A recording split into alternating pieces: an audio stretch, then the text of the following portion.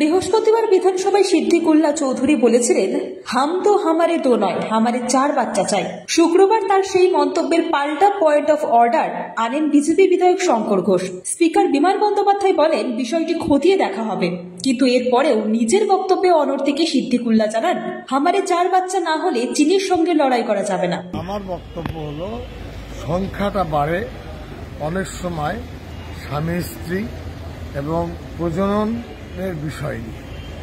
এই বিষয় নিয়ে সাধারণত শিক্ষিত সমাজ, বোধমার সমাজ হামদো হামারা দোর প্রতি বেশি বিশ্বাসী।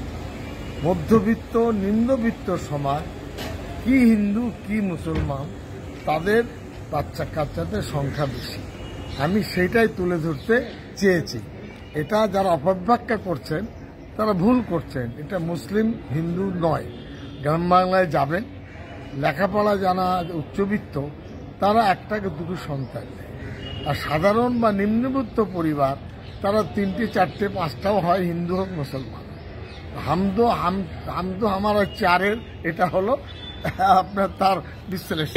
আমার বক্তব্য থাকতে হবে, এটা করে থাকুক না। আমাকে যদি স্পিকার বলেন যে আপনি তথ্য দিন বা বক্তব্যে বিশদ বিবরণ দিন, আমি দিতে পারবো, কিন্তু এটা অতি বাস্তব কথা।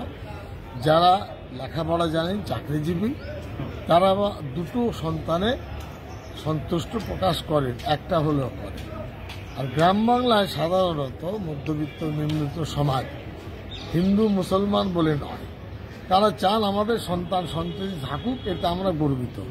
চীনের সঙ্গে লড়াই করতে গেলে চীনের আপনার পরিমাণের জনসংখ্যা আনতে গেলে হামদো হামারা 4 দরকার, হামদো হামারা 2 হবে। ব্যুরো রিপোর্ট, আজ বাংলা।